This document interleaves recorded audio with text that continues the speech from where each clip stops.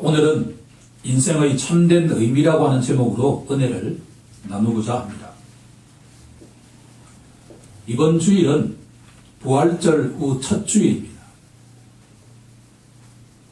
경험적으로 보면 부활절에는 부활하신 주님에 대한 뜨거움이 우리 마음속에 생기는데 일주일이 지나고 보면 1년 후에 부활절을 기다리고 금주는 부활과 아무 상관이 없는 그런 감정을 저는 초신앙 때 많이 느꼈습니다. 기독교 신자는 매주일 부활하신 주님을 만나고 그분과 교제하면서 가정과 일터에 나아가서 부활의 증인이 되어야 합니다. 그것이 주님의 메시지입니다. 최근에 하나님의 뜻이라고 하는 책을 읽은 적이 있습니다. 너무나 감정적으로 다가왔습니다. 기독교 신자에게 하나님의 뜻이 무엇인가라는 질문보다도 더 근본적인 질문이 있을 수가 없기 때문입니다. 어느 날 교통사고로 사랑하는 어머니와 사랑하는 아내와 사랑하는 딸을 잃어버린 미국의 한 목사님이 있습니다. 제럴드 시저 목사님은 절망 속에서 목회자인 저에게 어떻게 이런 일이 일어날 수 있습니까? 라고 하나님께 절규하며 잠 못 이루는 밤을 보냈습니다. 시간이 약일까요? 시간이 지남에 따라서 목사님 마음에 평강이 오기 시작하면서 글을 솔직하게 쓰기 시작했습니다. 그리고 나온 첫 책이 하나님 앞에서 울다라고 하는 책입니다. 이 책을 읽어보면서 참 자신의 불행을 솔직하게 진솔하게 우리에게 드러내시고 있다라고 하는 것을 느낄 수가 있었습니다. 살아남은 세 아이와 함께 살아가야만 했던 목사님은 재혼을 하지 않기로 결정하고 목회 생활을 새롭게 시작합니다. 가장 인상적으로 다가왔던 구절 가운데 홀아비가 어린아이 셋을 키운다고 하는 것은 결코 쉬운 일도 아니었고 그렇다고 해서 재미있는 일도 아니었다라고 고백하고 있습니다. 만약 누구라도 이 처지가 된다고 한다면 이렇게 고백하는 것이 사실이지 않겠습니까? 목사님이 가장 바쁜 시간에 아이들은 항상 감기에 걸린다는 것을 알게 되었기 때문입니다. 우리가 바쁘면 바쁠수록 일이 더욱더 복잡하게 보일 수가 있다는 겁니다. 하지만 상처받은 아이들이 점점 회복되고 자녀들이 믿음 안에서 자라가는 모습을 보면서 하나님의 뜻이 거창한 데 있는 것이 아니라 일상 속에서 하나님의 뜻이 숨겨져 있다고 하는 것을 알기 시작했습니다. 이 목사님이 내린 결론은 하나님의 뜻이라고 하는 것은 지금 내가 있는 바로 이곳에서 나를 위해서 사는 것이 아니라 하나님을 위해서 사는 것이다 라고 결론을 내리고 있습니다. 부활절 이후에 첫 주일에 우리들은 이 목사님의 결론에 귀를 기울여만 합니다. 부활의 정의는 저 아프리카 오지로 선교사로 떠나라라고 하는 것이 아니라 지금 우리가 몸담고 있는 이곳 이 자리에서 이 시간 하나님을 위해서 사는 것이다 라고 한 겁니다. 그러면 하나님을 위해서 산다는 것이 무엇일까라고 하는 것을 고민하는 가운데 전도서 말씀이 시야에 들어왔습니다. 본문 1절을 보면 다윗의 아들 예루살렘 왕이라고 되어 있습니다. 통일왕국 이스라엘을 아버지 다윗 왕으로부터 상속받은 솔로몬 왕의 호칭이 예루살렘 왕으로 되어 있는 것으로 보아 솔로몬이 전도서를 쓸 때가 말년이었다라고 하는 것을 알 수가 있습니다. 인생의 온갖 희로 애락을 경험한 솔로몬이 유언처럼 남긴 이 전도서는 나이가 들어가면 갈수록 옆에 두고 항상 묵상할 만한 성경 본문입니다. 하지만 이 성경 말씀을 읽을 때마다 젊은 형제와 자매들은 과연 이 구절이 쉽게 피부에 와닿을까 라는 생각을 또 하게 됩니다. 성경 66권 가운데 가장 어려운 책이 무엇인가 라고 질문하면 마틴 루터는 전도서라고 이야기합니다. 신자가 평생 아무리 공부를 하고 성경책을 읽어도 전도서의 참된 의미가 무엇인가를 깨닫기가 참 쉽지 않다라고 이야기하고 있기 때문입니다.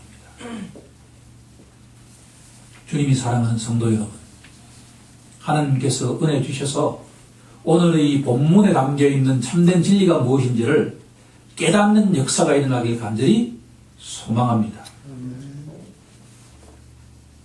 본문 2절에는 전도서 전체를 이해하는 중요한 단서가 들어있습니다. 하나는 솔로몬 앞에 붙어있는 전도자라고 하는 호칭이고, 다른 하나는 헛되다라고 하는 단어의 영적 의미입니다. 전도자는 히브리어로 코헬렛입니다. 주보에 제가 적어 놓았습니다. 코헬렛은 교회에서 목사님을 도와주는 전도사를 말하는 것이 아니라 회중을 소집한 자, 곧 소집자를 의미합니다. 2절에 보시면 전도자 솔로몬이 말하되라고 되어 있습니다. 이 뜻은 우리처럼 교회의 회중을 불러 모은 다음에 전도자가 코헬렛이 그들에게 말한다라고 하는 의미를 갖고 있습니다. 전도자 솔로몬은 풍성한 삶을 살고 난 다음에 인생이라고 하는 것은 헛되고 헛되며 헛되고 헛되니 모든 것이 헛되다라고 결론을 내리고 있습니다. 솔로몬의 이 인생관이 너무 비관적으로 다가오지 않습니까? 헛되다라고 하는 단어는 히브리어로 헤벨인데 두 가지 의미를 가지고 있습니다. 하나는 덧없다, 무의미하다, 공허하다라는 뜻입니다. 다른 하나는 시각적인 의미를 가지고 있습니다. 솔로몬에게 인생이란 공중에 날아가는 거품과 같은 것이다. 어린아이들이 놀이공원에 가면 거품을 불지 않습니까? 마냥 좋아하는데 공중에 조금만 날아가면 펑 터지고 사라지듯이 인생이란 거품과 같은 것, 안개와 같은 것, 마지막으로 짧은 숨과 같은 것이다 라고 결론을 내리고 있습니다. 자, 이 결론을 바탕으로 해서 지금부터 본문 속으로 들어가 보고자 합니다. 우리가 다루고자 하는 내용은 세 가지의 주제입니다. 주보에 세 가지로 정리해 놓았기 때문에 보시면서 설교를 들으면 유익할 것입니다. 솔로몬은 인생의 수고가 아무 유익이 없다고 결론을 내리고 있습니다. 첫 번째 갈로의 정답은 수고입니다.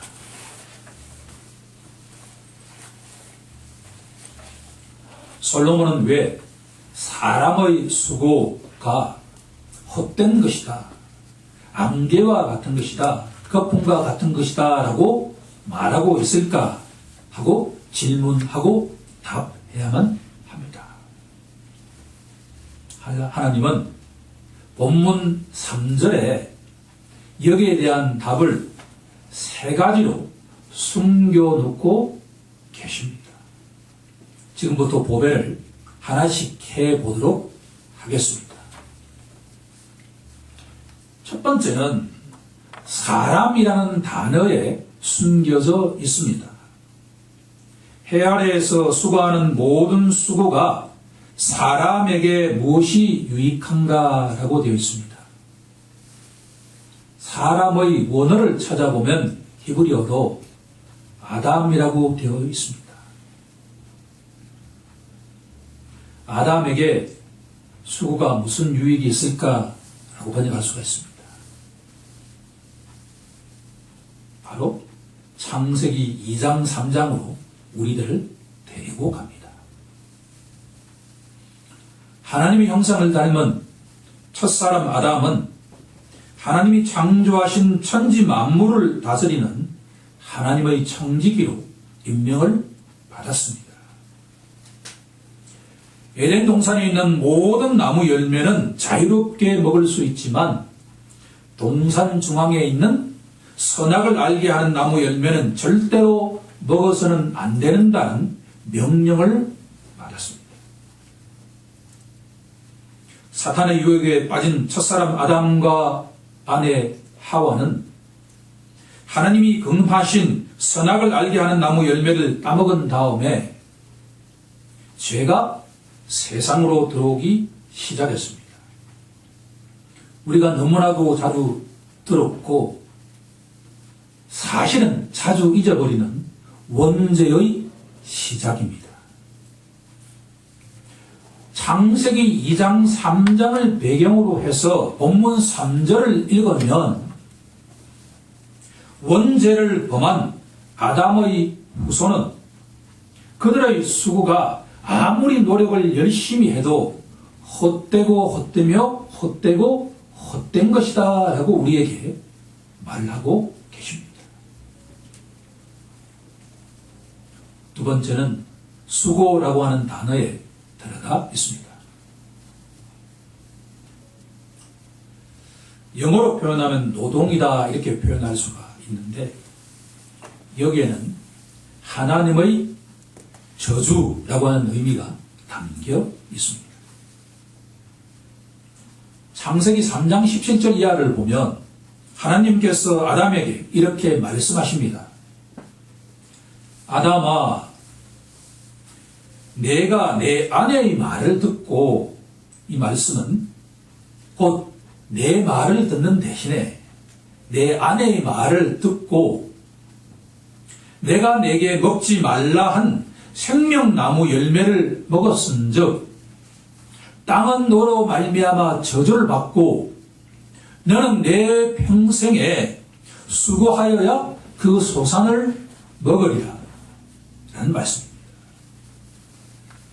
여기서 우리들은 중요한 연결고리를 찾을 수가 있습니다.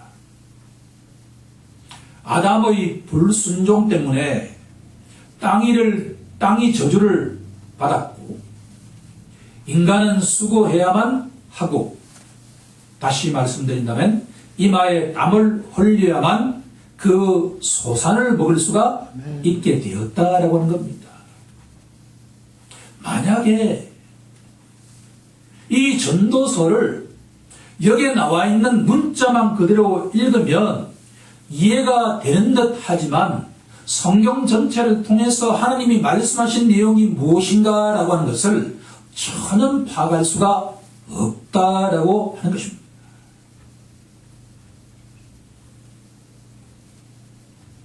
첫사람의 아담의 후손이 바로 본문에 나와 있는 사람이고,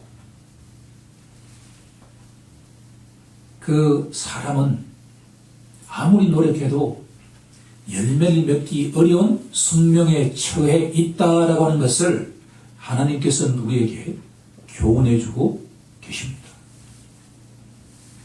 세 번째 가장 중요한 단어는 해 아래에서라고 하는 단어입니다. 이 단어가 오늘 설교의 가장 중요한 구절이다라고 하는 것에 우리는 귀를 기울여야만 합니다. 해 아래에서라고 하는 단어는 전도서 전체에서 28번 사용되고 있습니다. 해 아래에서는 하나님 없이 살아가는 타락한 세상을 의미한다라고 하는 겁니다. 해 아래 타락한 세상이 있다고 한다면 해 위에는 누가 있겠습니까? 하나님이 계시지 않겠습니까?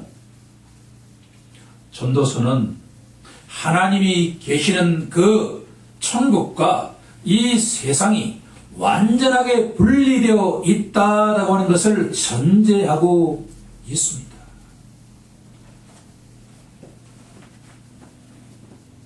여기서 우리들은 야곱이 꿈을 꾼 것을 기억해 내어야만 합니다. 해 아래에 있는 사람이 해 위에 계신 하나님께 나아가기 위해서는 무엇이 필요할까라고 하면 천국의 사닥다리가 필요하다라고 하는 것을 기억에 떠올려야만 오늘 본문이 우리에게 던지는 소망의 출발이 될 수 있다라고 하는 것을 지적하고자 합니다. 이상의 세 가지를 종합해 보면 본문 2절과 3절은 첫사람 아담의 후손은 하나님 앞에 죄인인데 죄인은 손으로 하는 모든 수고가 헛된 것, 곧 아무런 열매를 맺지 못하는 존재다라고 하는 것을 전제하고 있다라고 하는 겁니다. 그러면 이제 본문의 두 번째 주제로 한번 나아가 보고자 합니다. 전도자 솔로몬은 인생의 특성을 본문에서 두 가지로 딱 정리해주고 있습니다. 하나는 해 아래에 있는 인생에게는 새 것이 없다라고 하는 것이고 다른 하나는 기억되는 것이 없다라고 하는 겁니다. 본문 9절 마지막 부분을 보면 해 아래에는 새 것이 없다고 선포하고 있습니다. 두 번째 관로의 정답은 새 것입니다.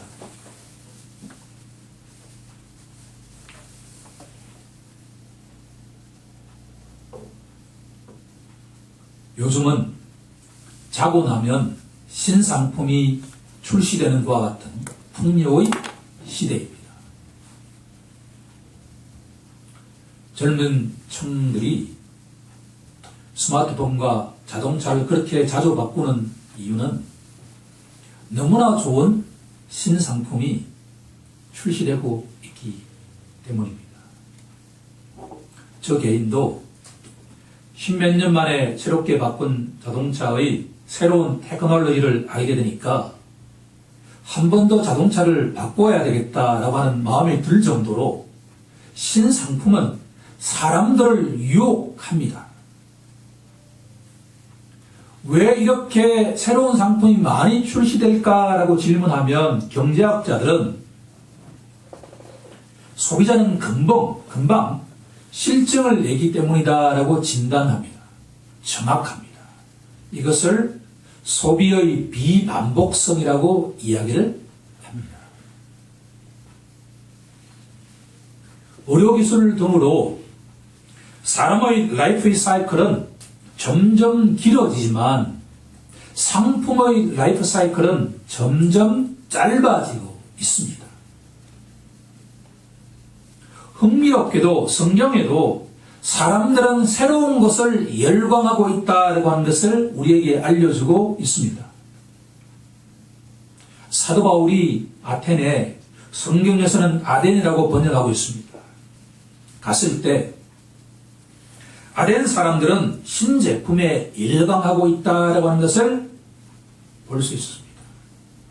특히나 새로운 사상이나 새로운 종교에 아덴 사람들이 아주 열광하고 있다라고 하는 것을 목격했습니다. 사도행전 17장 23절에 가면 사도 바울은 아덴 사람들이 알지 못하는 신에게도 경배하고 있다라고 하는 문구가 쓰여져 있는 제단을 보았기 때문입니다. 옛날이나 지금이나 사람들은 새로운 것에, 새로운 사상에, 새로운 종교에 열광하는 경향이 있습니다. 하지만 솔로몬은 이 세상에는, 해 아래에는 새 것이 없다고 진단합니다. 솔로몬이 왜 이렇게 결론을 내리게 되었는가를 보면 자연에 대한 관찰을 통해서 확인하게 되었습니다.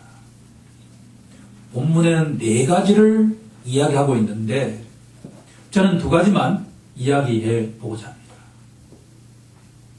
첫 번째는 태양을 관찰해 보니까 태양은 한 번도 예배 없이 아침이 되면 동해에서 해가 뜨고 저녁이 되면 서쪽으로 해가 진다는 것을 솔로몬은 관찰했습니다.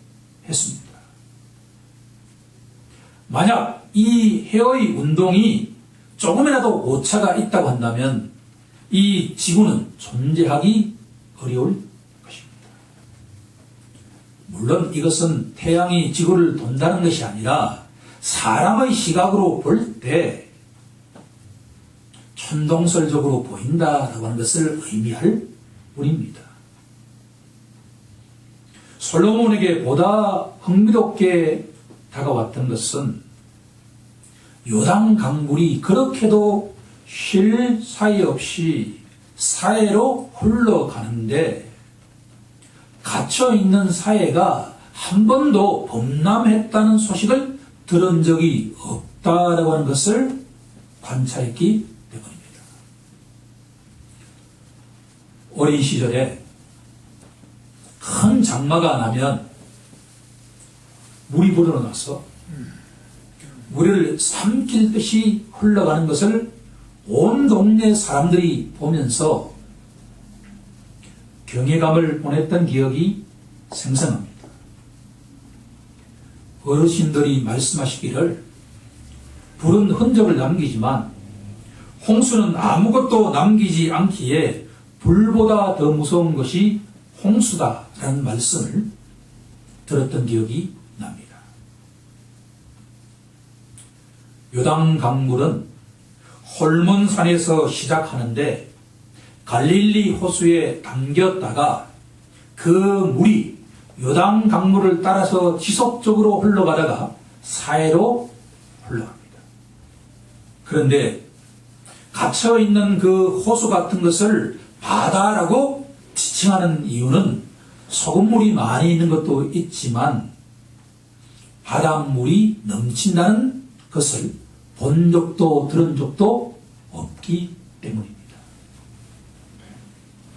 솔로몬이 관찰한 것은 세상 사람들은 새 것에 그렇게 강문하지만 자연 현상을 보게 되면 하나도 바뀌지 않는다라고 하는 것을 알 수 있다라고 하는 겁니다.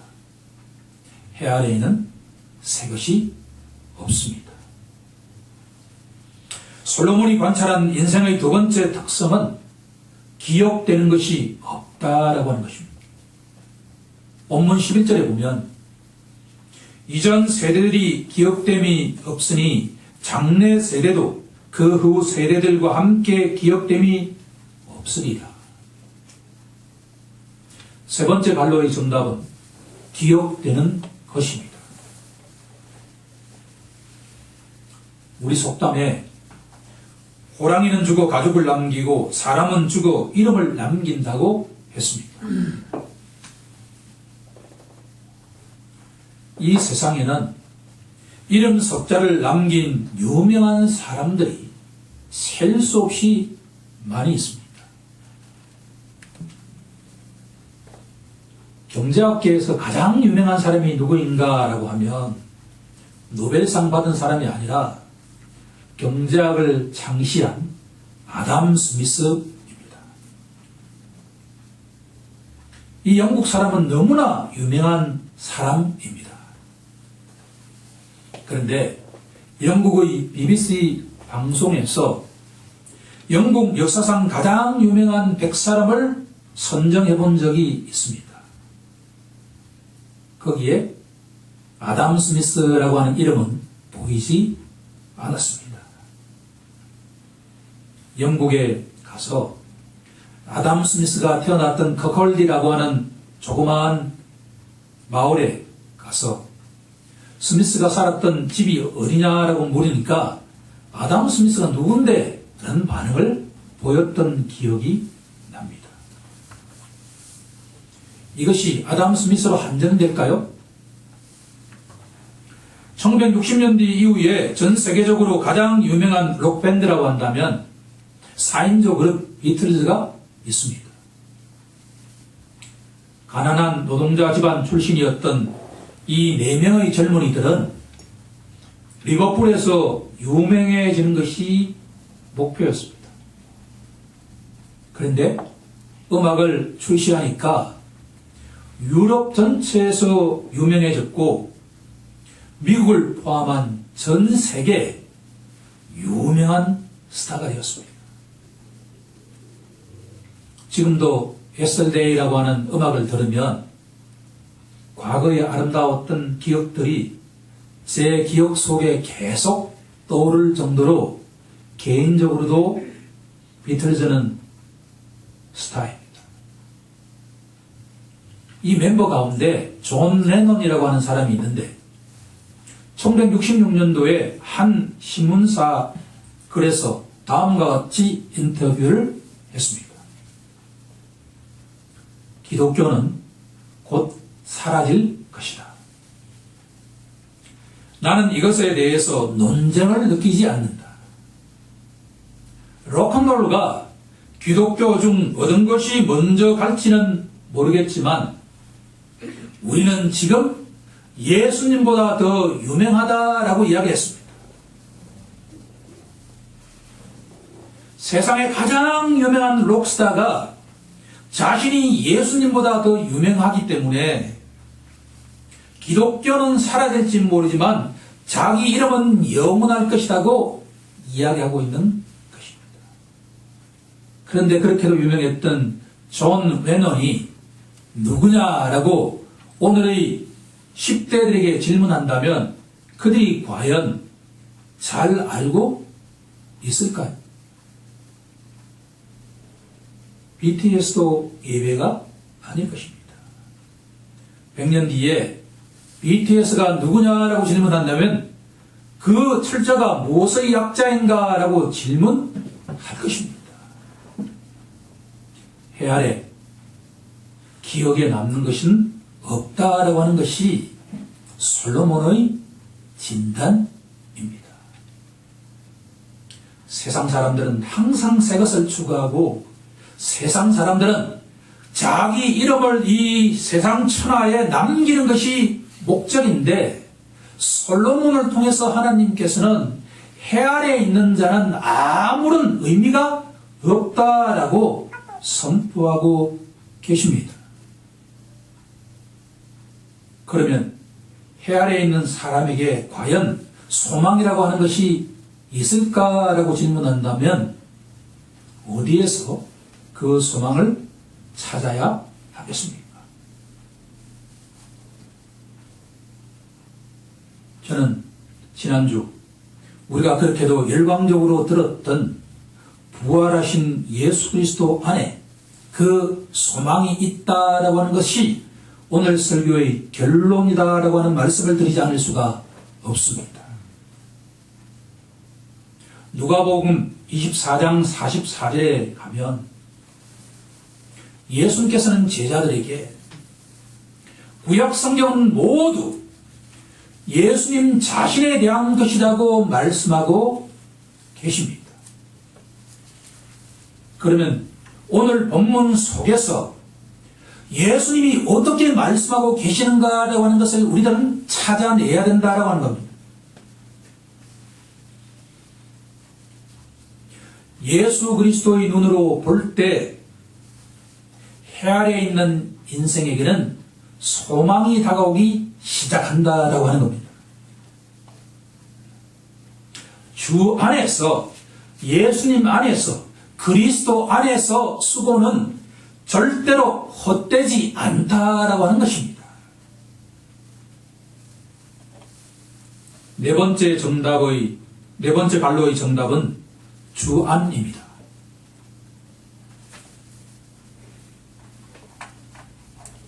매 주일날 부활절을 기념하는 신자는 하나님의 아들이신 예수님의 삶과 죽음과 부활을 통해서 인생을 새롭게 디자인할 필요가 있다라고 하는 겁니다.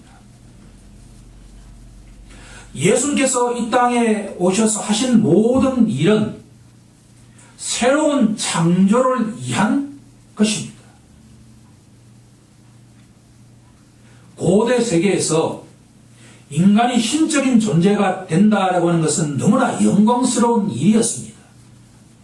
그런데 신이 인간이 된다라고 하는 것은 상상할 수 없는 일이었습니다. 하나님의 아들 그리스도께서 이 땅에 인간의 몸으로 오신 것은 긍휼이 풍성하신 하나님의 마음 때문입니다. 가난하고 보잘것없는 목수의 아들로 태어나신 예수님께서 12살이 되었을 때 육적 부모님께 이렇게 말씀하셨습니다. 어찌하여 나를 찾으셨습니까? 내가 내 아버지 집에 있어야 할 줄을 모르셨나이까?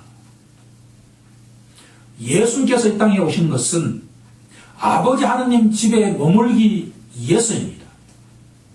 아버지 하나님 집에 머문다라고 하는 것은 하나님의 뜻에 순종하기 위해서입니다. 누가복음 5장 32절은 내가 의인을 부르러 온 것이 아니요 죄인을 불러 회개시키러 왔노라고 예수는 말씀하고 있습니다.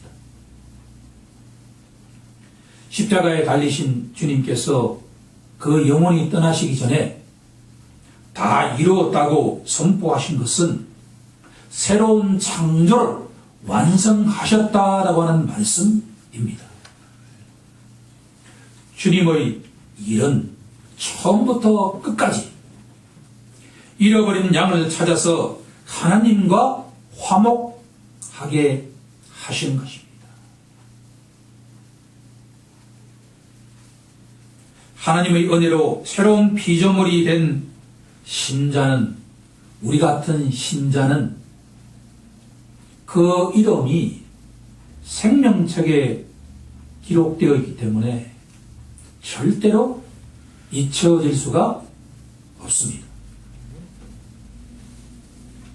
세상에 그렇게도 유명한 록스타는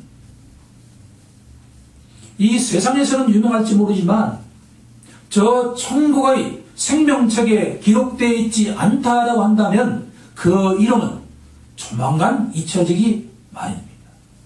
하지만 성경 속에 이름 없는 그 수많은 영혼들이 저 천국의 생명책에는 기록되어 있기 때문에 그 이름은 절대로 지워지지 않을 것입니다. 신자는 예수님께서 새로운 창조를 시작한 것을 믿고 있기 때문에 우리들에게는 언제나 우리의 일은 새 것이고 영원히 기억된다라고 하는 것을 우리들은 가슴속 깊이 명심해야 될 것입니다. 그러면 기독교 신자에게 요청되는 건 무엇일까요? 신실한 예수님의 일꾼이 되는 것입니다. 마지막 갈로의 정답은 일꾼입니다. 그리스도의 일꾼에게 요청되는 것은 충성입니다. 여기서 말하는 충성은 신실함, 성실함, 근실함입니다. 이 땅에서 33년을 사신 예수님은 하나님의 신실한 일꾼이셨습니다. 저는 잠언서 22장 29절을 너무나 좋아합니다. 우리 후손들에게 꼭 물려주고 싶은 말씀입니다. 명절 때 몇 번 이 말씀을 가지고 말씀을 나눈 적이 있습니다. 너희가 근실한 사람을 보았느냐? 이러한 사람은 왕 앞에 설 것이요 천한 자 앞에 서지 아니하리라. 아멘. 저는 우리 후손들이 자기 일에 근실한 자가 되길 원한다라고 이야기를 했습니다. 그렇게 될 줄로 믿습니다. 그런데 어제 이 말씀을 준비하는 과정에서 이 세상에서 자기 일에 가장 근실한 자가 누구인가라는 질문을 해보니까 예수님이다라고 하는 결론에 도달을 했습니다. 예수는 처음부터 끝까지 이 땅에 태어나실 때부터 이 땅을 떠나시고 승천하시는 그 순간까지 자신의 일에 충실하신 분입니다. 그것은 바로 잃어버린 한 마리 양을 찾아서 그들을 하나님과 화목시키는 화목자의 역할입니다. 그래서 하나님께서는 독생자 예수 그리스도를 내 사랑하는 아들이요 내 기뻐하는 자라고 선포하신 것입니다. 우리도 예수님처럼 자기 일에 근실한 자가 되길 간절히 소망합니다. 이제 말씀을 정리해 보고자 합니다.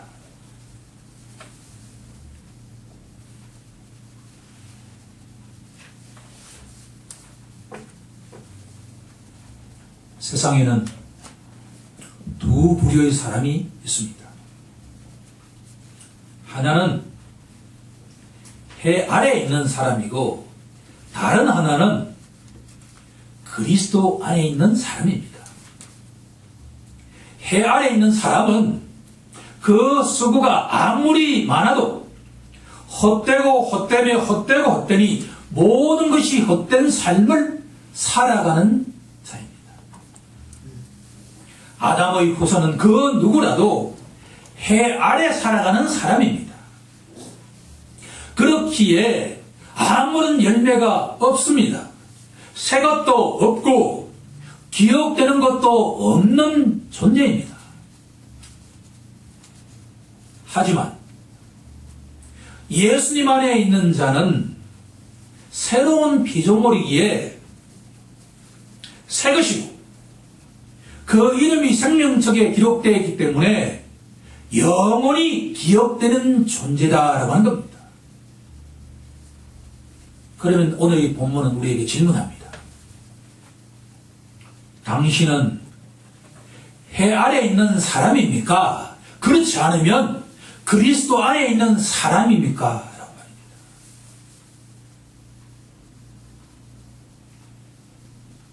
이 시간 간절히 바라기는 우리 모두 해 아래에 있는 사람이 아니라 그리스도 안에 있는 사람이 되길 간절히 소망합니다.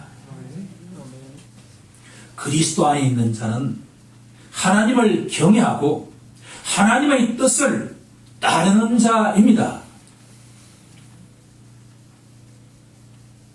하나님의 뜻은 먼 곳에 있는 것이 아니라 지금 이곳에서 주님이 맡기신 일을 성실하게 하는 자입니다.